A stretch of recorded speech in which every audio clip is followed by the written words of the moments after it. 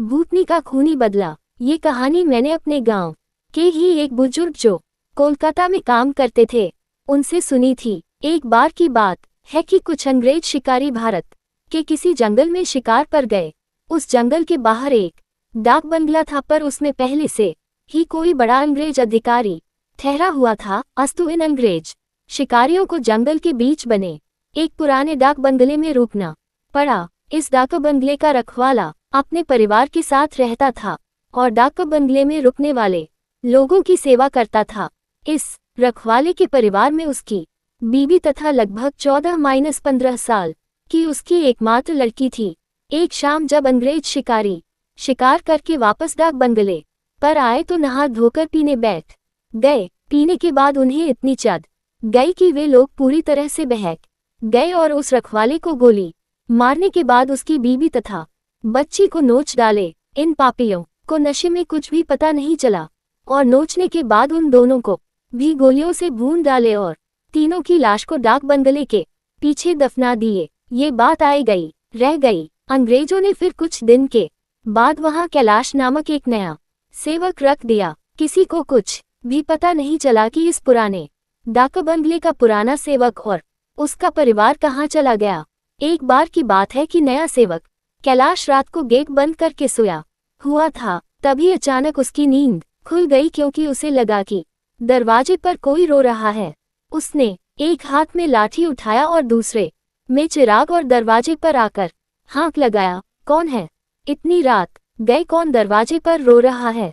उसने देखा कि एक किशोरी दरवाजे पर बैठी रो रही है। कैलाश उस किशोरी के पास गया और उसके सिर पर हाथ रखते हुए कहा कि बेटी रो मत, अंदर चल। फिर उस किशोरी के अंदर आने पर कैलाश ने उसे पीने के लिए पानी आगे बढ़ाते हुए पूछा कि बेटी तुम कौन हो और इतनी रात को अकेले इस जंगल में क्यों भटक रही हो? कैलाश की इतनी बातें सुनते ही वह किशोरी और तेज फफक पड़ी। कुछ समय तक तेज तेज रोने के बाद वह थोड़ा शांत हुई और कैलाश को बताई कि वह इस डाक बंगले के पहले सेवक की पुत्री है। फिर उसने ये भी बताया कि कैसे 4-5 अंग्रेज शिकारियों ने उसके पिता को मार डाला और उसके बाद उसकी तथा उसकी मां की आबरू को नोच डाला। फिर कैसे उसकी मां तथा उसको भी गोलियों से भूनने के बाद डाक बंगले के पीछे दफना दिया। उस किशोरी की इतनी बातें सुनते ही कैलाश पूरी तरह सहम गया, पर निडरता दिखाते हुए पूछा कि ऐसे कैसे हो सकता है? अगर तू मर गई है तो मेरे सामने कैसे बैठी है? कैलाश की यह बात सुनते ही वह लड़की अचानक गायब हो गई और कैलाश कुछ समझ पाए इससे पहले ही वह उस कमरे की दीवार पर उल्टी टहलती नजर आई। कैलाश यह नजारा देखकर पूरी तरह से सहम गया। फिर अचानक वह लड़की आकर कैलाश के सामने बैठते हुए बोली कि काका आप डरिए मत, मैं आपका कुछ भी बुरा नहीं करूंगी।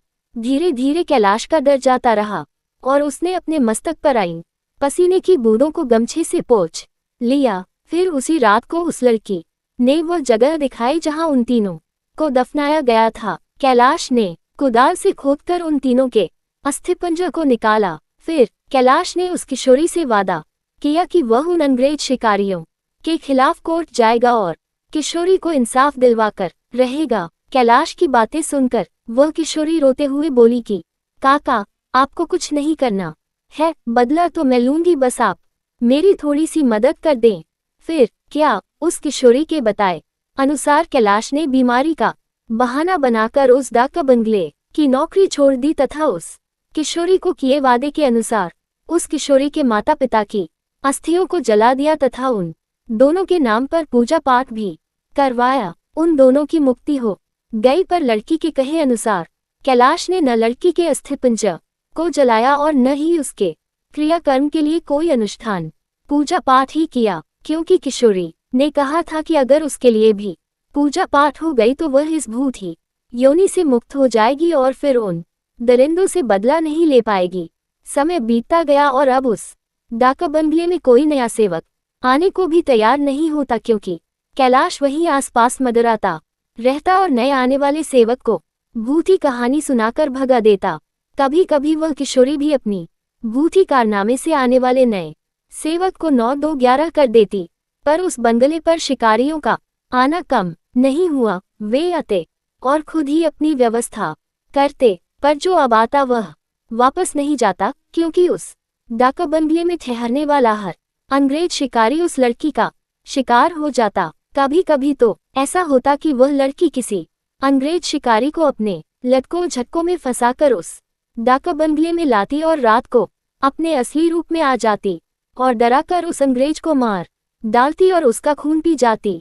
ये क्रम चलता रहा और उस डाका बंगले में मरने वाले अंग्रेज शिकारियों की मौत रहस्य ही बनी रही। अंग्रेज अधिकारियों के लाख कोशिश के बावजूद न हत्यारा पकड़ में आता और नहीं मरने वाले अंग्रेज शिकारियों अधिकारियों की मौत का कारण पता चलता। धीरे धीरे ये खबर आसपास के क्षेत्रों में अंग्रेज शिकारियों आदि में फैल गई कि पुराने डाक बंगले में ठहरने वाले हर शिकारी की रात तो होती है, पर वह दूसरे दिन का सूरज नहीं देख पाता। 2-3 और वर्ष बीते और अब वह डाक बंगला खंडहर हो गया, क्योंकि अब किसी में भी हिम्मत नहीं थी कि वहां ठहरे।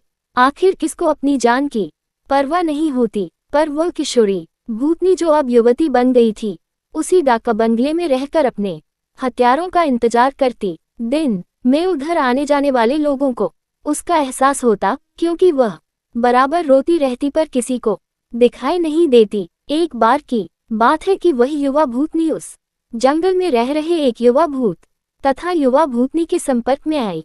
ये दोनों आदिवासी थे और जंगल में लकड़ी काटते समय किसी अंग्रेज शिकारी के शिकार बन गए थे। युवा भूतनी उन दोनों को लेकर शहर की ओर निकल गई।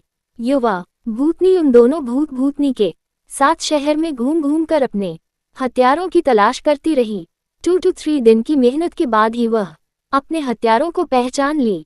एक दिन वह शाम के समय खूबसूरत युवती बनकर उनमें से एक हत्यारे अंग्रेज शिकारी के घर पर गई।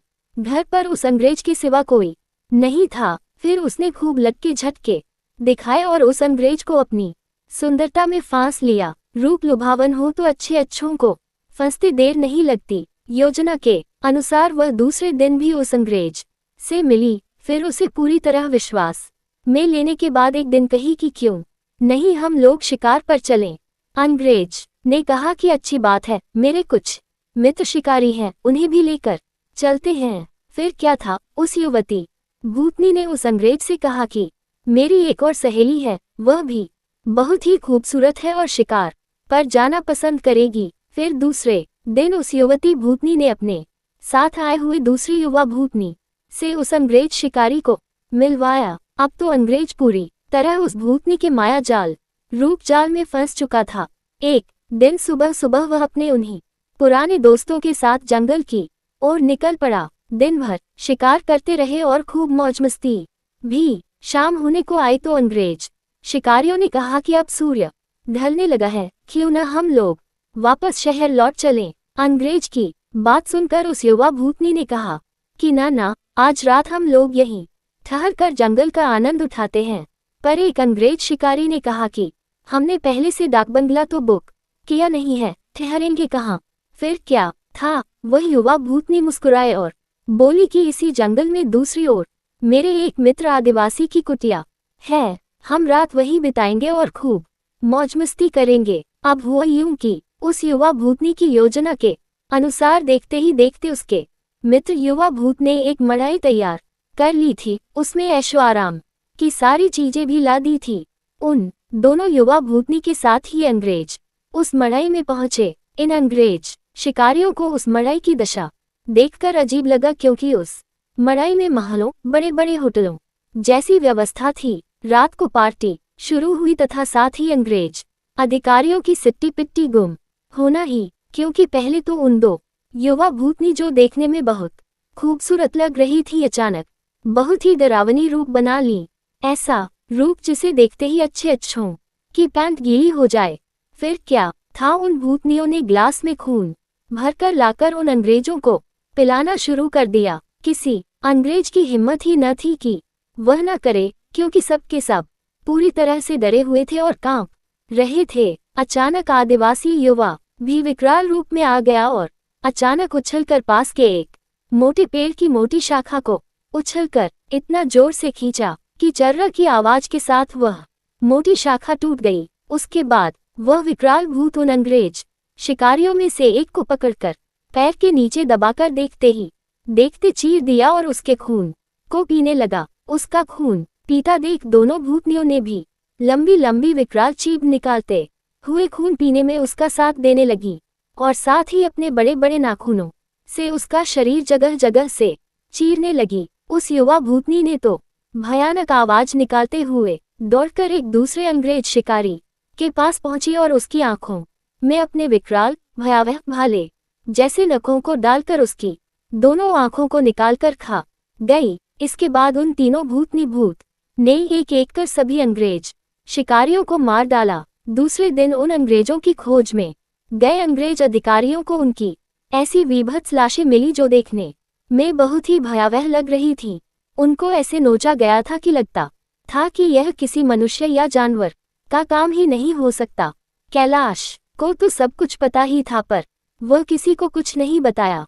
फिर एक दिन समय निकालकर गोपनीय रूप से कैलाश ने उस युवा भूतनी के कंकाल को भी जला दिया तथा उसकी मुक्ति के लिए एक पूजा करवा दी। यह एक काल्पनिक कहानी है पर हकीकत भी हो सकती है उन लोगों के लिए जो अपनी शक्ति संबंधों का नाजायज फायदा उठाते हुए गलत कार्यों को अंजाम देते हैं और उन्हें लगता है कि कोई उनका बाल बांका भी नहीं कर सकता। हमेशा वैसा ही कार्य करें जैसा आप दूसरों से अपने तथा अपनों के प्रति चाहते हैं। जय बजरंगबली। दोस्तों, आपको अगर ये कहानी पसंद आया तो इस चैनल को सब्सक्राइब करो और कमेंट करो, इस वीडियो लाइक करो।